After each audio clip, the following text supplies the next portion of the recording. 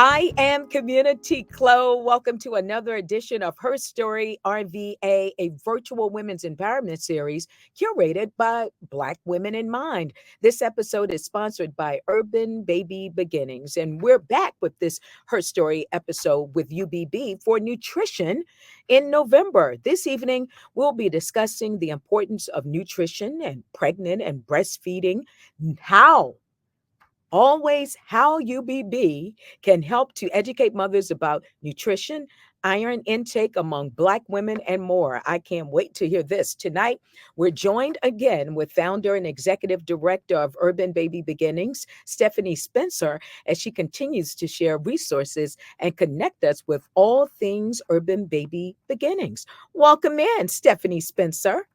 Hi, Chloe. It's good to see you again. It's good to see you too.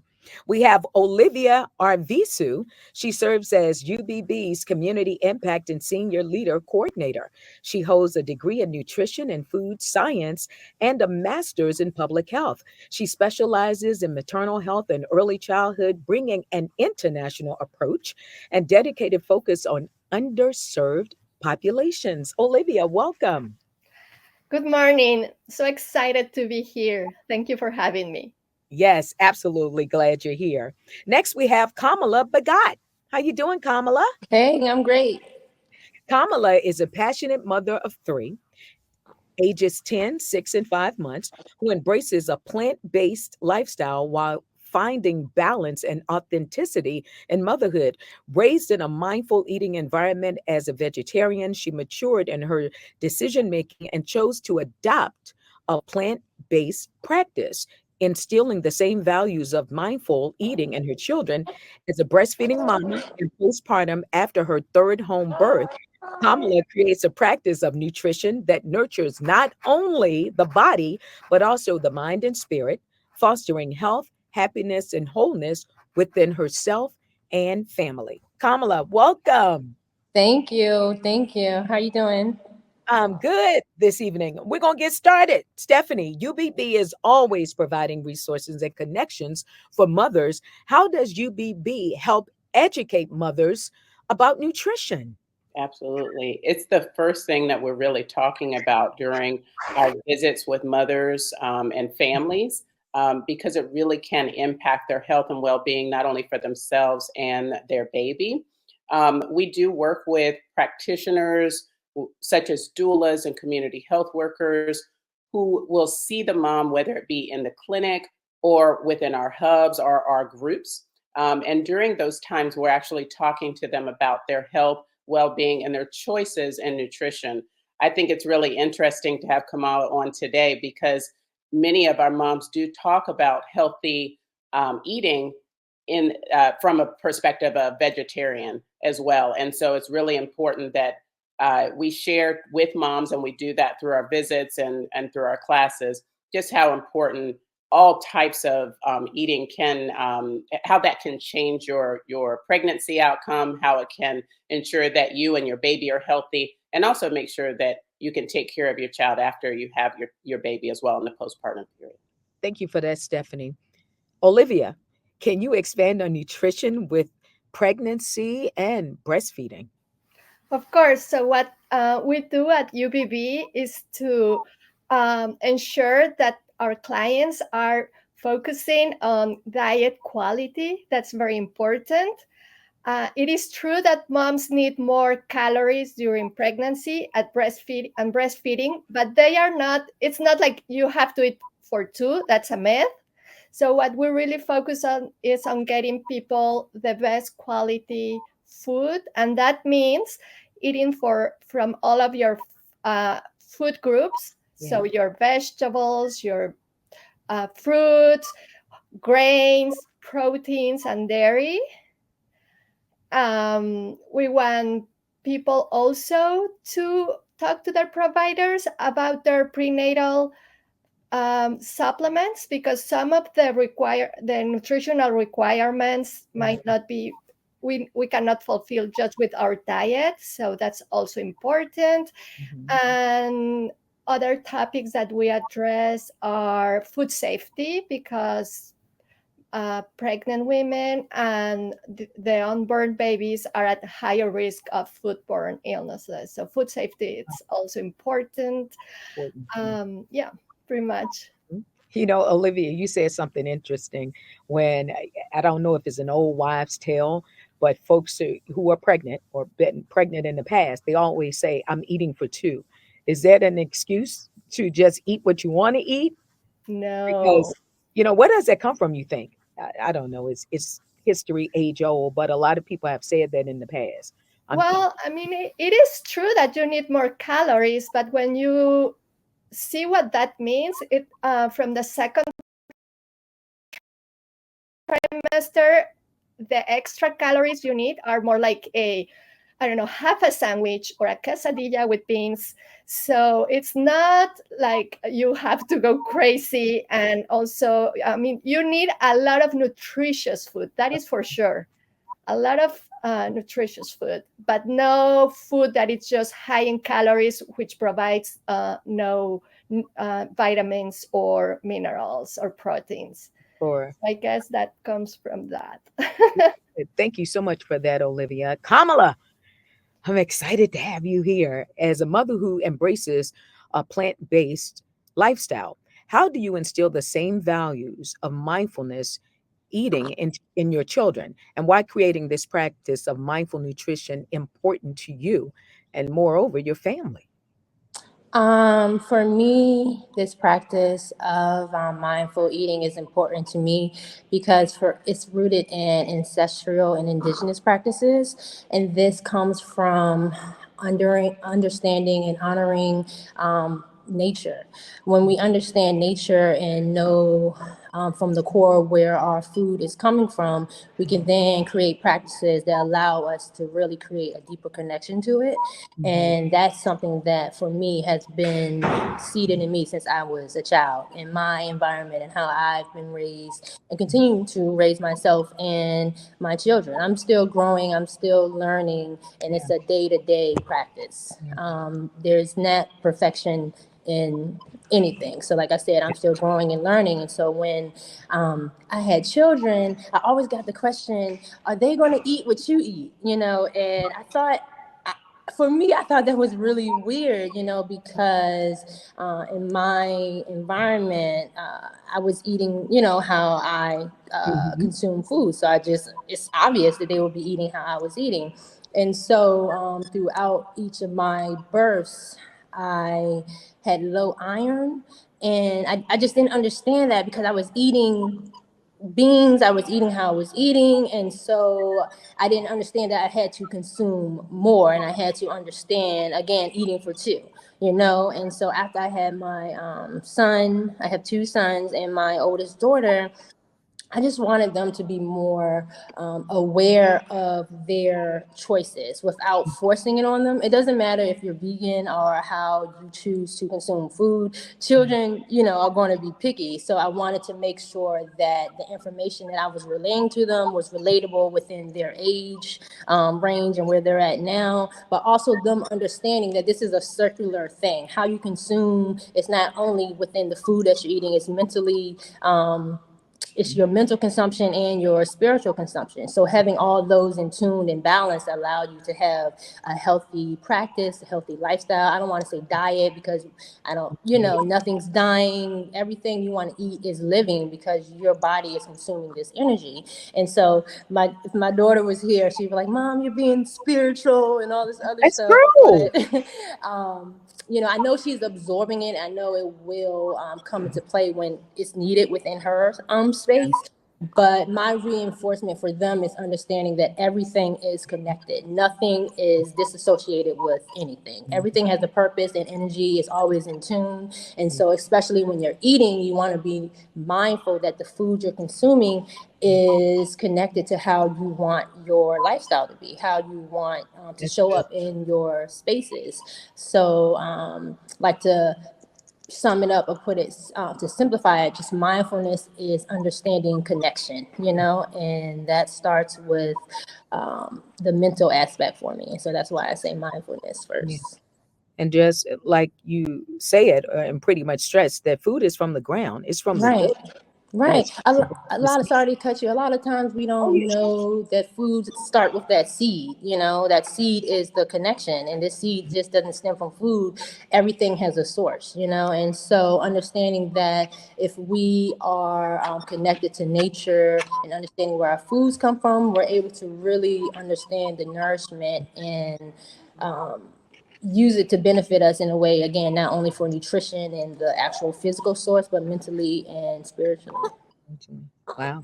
So yeah. So are we interrupting your baby's? Yeah, this is baby Elo. Okay. No, he's listening. He's very Oh, he's listening. Okay, observant, very and good. he's That's what observant, happens when you have those absorbing. breastfed babies.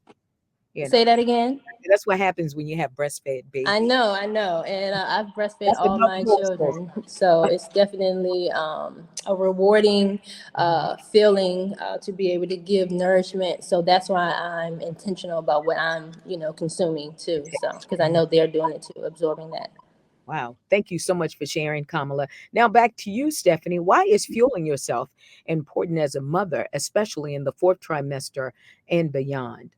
Oh, I mean, from the very beginning, when you're trying to grow a baby, you have to have appropriate nutrients in order for your baby to form properly. So you'll see things like, babies need a certain amount of, moms need a certain amount of folic acid. You've got to take your Yeah. prenatal vitamins. You've got to eat well. You've got to get this iron in. And this is really to help form the baby's neural structures, bones, heart, all of the developmental things that the baby needs to have comes through from your nutrients, and you're a part of all of that. Although your placenta is feeding that baby, you're feeding the placenta, and that's kind of how that cycle goes. However, when you get into the latter parts of your pregnancy, I always hear this from moms there, and there's something to be said for just being generally tired and having a lot on your plate, but also growing a baby takes a lot of energy. It Yeah, really does. it does. We're heavier, we've got more more blood volume in our body. All of these things are happening, and then all of a sudden, we realize in that fourth trimester it starts to catch up with us. And so we do need to eat, and especially in the fourth trimester as well, for uh, not only for healing, but also to make sure we have enough energy to take care of our babies. I Hmm. think about now, like I was telling someone the other day, I'm like, I don't even know how, I did it when I was younger. And, the thing that I think about is that nutrition has a large part to play in all of that and how we treat ourselves during that time in our recovery. Bodies need protein for healing. We need hydration because our bodies are made up of predominantly water. We need those minerals, all of the things that are necessary so that we can feel good. And also, there is something to be said for taking care of a young one and being anemic or not feeling well. And so, the first thing that we can control outside of our mind is what we put in our bodies to make sure that we have enough energy to get up in the morning, to take care of ourselves. We're dealing with lack of sleep and things like that are just normal. Those are just normal things as we're learning our babies. But imagine trying to do that when you're not eating well. And so there's not only, like I said, there's the physical aspects of it, right? And just taking care of your baby, but there's also your body is healing, and you have to make sure that you're taking care of yourself and you're eating enough protein and hydrating yourself so that you can recover. Hmm. When you're breastfeeding, you need appropriate nutrition as well. And you just need to be able to have the stamina to do all of this. And so it requires that you really think about what you're putting in your body. This show is great today. And for folks who are just discovered that they were pregnant, this is a great show that you can watch over and over, talking about the nutrition and having that newfound energy and being able to take care of your baby. You were spot on, of course, Kamala, and you too, Stephanie. Now, back to you, Olivia. Since we're approaching the holiday season, what are some healthy options during this period? Well, before I talk about that, I want to say also that during pregnancy and breastfeeding, you have to have your team of social support. Mm. So if it takes a village to raise a kid, that starts from pregnancy and even before. So include everyone that can help you eat well, like whether preparing meals for you or doing house chores, whatever it is. But it's not only about us doing as women what we need to do to nourish ourselves, and that goes also for mental and emotional nourishment. Talking about the holidays, well, my approach to holidays as a nutritionist is, if I eat healthy most of the year, for the most part, I should be able to enjoy the occasional treat during the holidays. So we're, Okay. like Kamala said, feeding ourselves throughout the year, Hmm. having a healthy food pattern, we can relax and enjoy our holidays. I find that the dishes that we cook around holidays are so nurturing. They are full of also history, culture, family values. So that's my approach to eating healthy during the holidays. Okay. However, some of the things you want to do is, if holidays stress you, find the social support to get through them. Hmm. If you have a gathering in the evening, make sure you do not arrive hungry or famished or stressed. Like, have a good breakfast, a good lunch. Slow down, like Kamala said. Slow down, enjoy the food, get to enjoy the smells, the colors. Like, it's really about Yeah. not limiting ourselves, but nourishing ourselves. That's And we should do that throughout the year. That's good, Olivia. It's not about, neglecting ourselves, but, No, you know, more nutrition. more nutrition, recharge, enjoy your families. Wow. Holiday season can get expensive. Can you touch on budgeting when it comes to sustaining a plant-based lifestyle for you and your family, Kamala? Yeah. So, um, during the holidays, growing up, it was always the question of like, what do y'all eat? And so I feel like that conversation at the table has definitely evolved since I was a child. Hmm. Uh, but it was definitely a question. And it was kind of a setback because food comes in all different just array of things. And so I think it's when we leave this traditional thinking and think outside of the box more, dipping into other cultural and how they eat and consume and use different ingredients and integrate that into our own spaces, Yeah. then we create this wide and vast way of thinking to understand that there's so many choices. And so during the holidays, it's just I didn't have any meat. That wasn't part of the food. So just think of all of the sides. We ate all the sides. That's what I would tell You're a side friends. order type of family. Yeah, side. Just leave out, if meat was in there, don't put that in there. But as a mother now, it just gives me more opportunity to be creative. During the holidays, one thing that is always in the house are chickpeas. Chickpeas, have calcium, iron, and I have a million ways to make chickpeas. And so from sweet to savory, you definitely can incorporate a lot of beans into your eating practice. And with beans, I think, again, we get stuck at what's been delivered to us all through how Right. we've consumed it. But beans can be sweet and savory. You can make brownies out of lentils. You can do salads, raw salads. You can, again, do soups and eat them in that different way. So I think it's really getting out of this space of the traditional way that it's been delivered to us and look at more versatility in other cultures and how they consume what are our traditional ingredients. And so going to the store, I make sure that I have a lot of, again, greens. You also want to think of how you're packaging food too, because food goes bad so fast. And I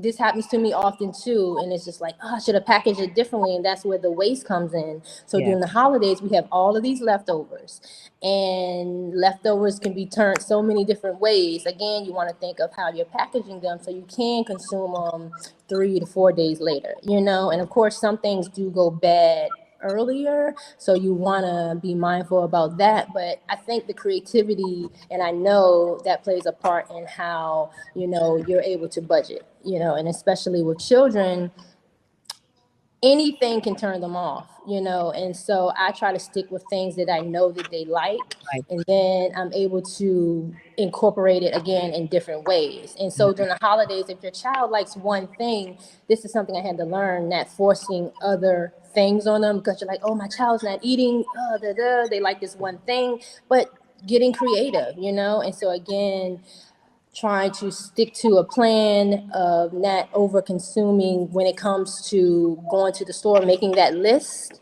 so that when you're at the store, you're not just pulling different things, and then you get home and those things are just sitting on the shelf or sitting in the fridge and going bad, And again, during the holidays, it is about nostalgia, incorporating those senses. That helps too, because that nostalgia is a way for you to not only eat the food, but you're smelling, you're looking at the colors, you're laughing. All this stuff creates the memory around that food. So it is okay to eat more, in moderation, of course, but then again, you have those leftovers and you're still creating those memories around that too. And so you don't want to create a space to where you're feeling guilty for, oh, I spent too much or I didn't spend enough. You want to create a balance, and so it's individualized because everyone is different. But for me, I just make sure that I'm incorporating things that my children like, and I'm just creating different ways to deliver it to them. And Well, so I think just make sure you're spending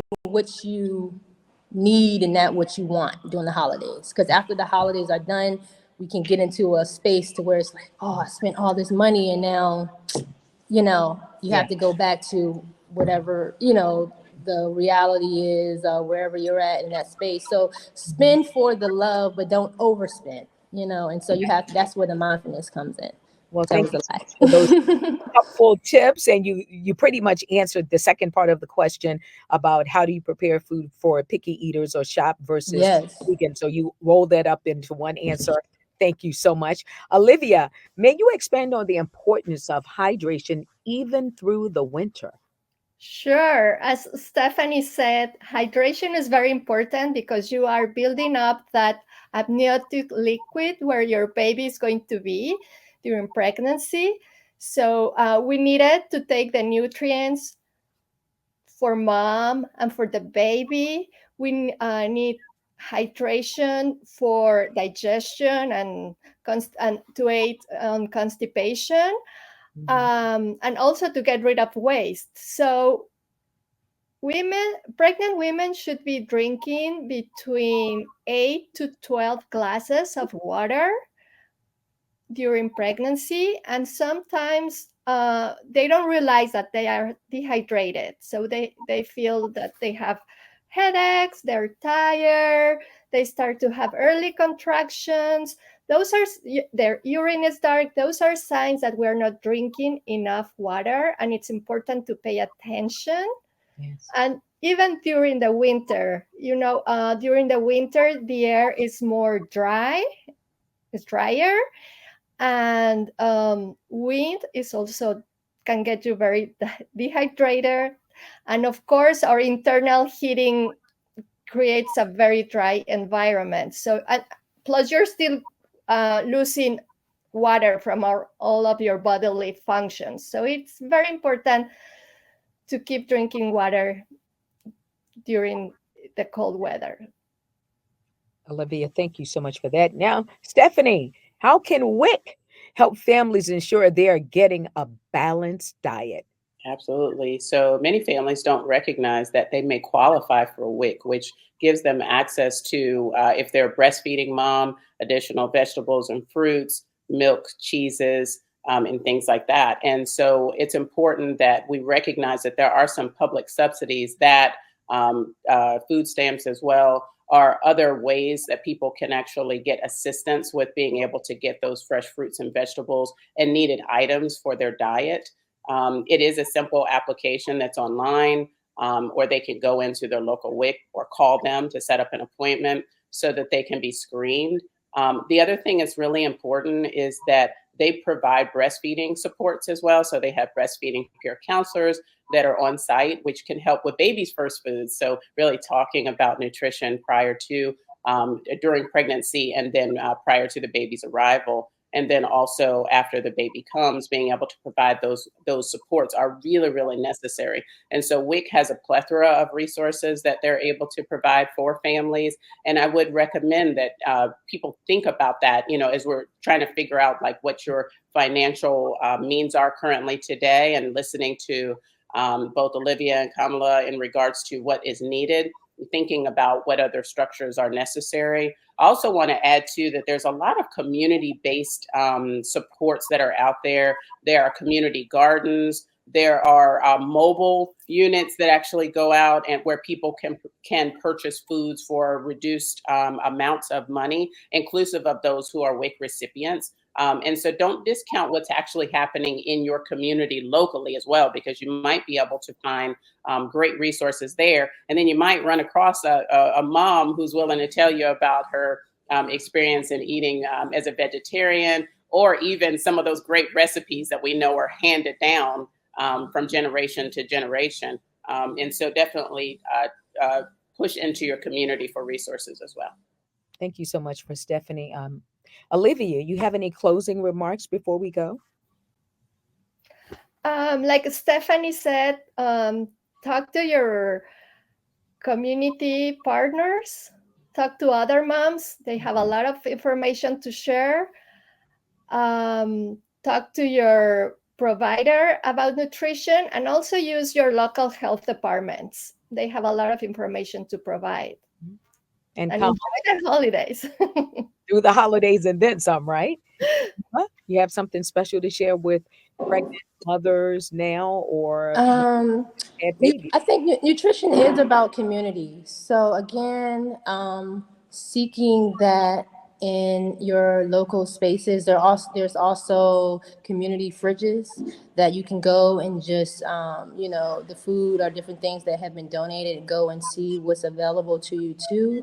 And I think it's really knowing that you're not by yourself. This third pregnancy for me was it was hard emotionally, and so I was able to really see, because at the time I had two other friends that were pregnant at the same time, so reaching out and understanding that sometimes your story is her story, and making that connection, because women are create this all the foundation of that community, of this community. And so if the woman in the household, the mother, the sister, the aunt, is at a space of discomfort, that chaos and that shift, will be in that space. So we have to hold and hug and love on all of these women, whether you're pregnant or whatever space you're in, because that creates that healthy healing, that healthy birth, and whatever that looks like for all of the women out there. And so I think that's just what I want to leave, is knowing that community is out there. You really just have to understand and be okay with communicating yourself, because we're bringing life into this world, and we want them to feel that same sense of community when they are growing and being nourished as well. So, Well, yeah. thank you so much for that, Kamala Bagad, Olivia, RV Sue, and of course, Stephanie, Executive Director of Urban Baby Beginnings. Lots of great information shared here tonight. If you need to watch it over and over, please do. And thank you, Urban Baby Beginnings. And we want to thank you again, our panelists and all of our viewers, for watching tonight. And UBB will be back next month with another great episode of Her Story RVA. I am Community Cloud. Thanks for watching. Thank you. Bye.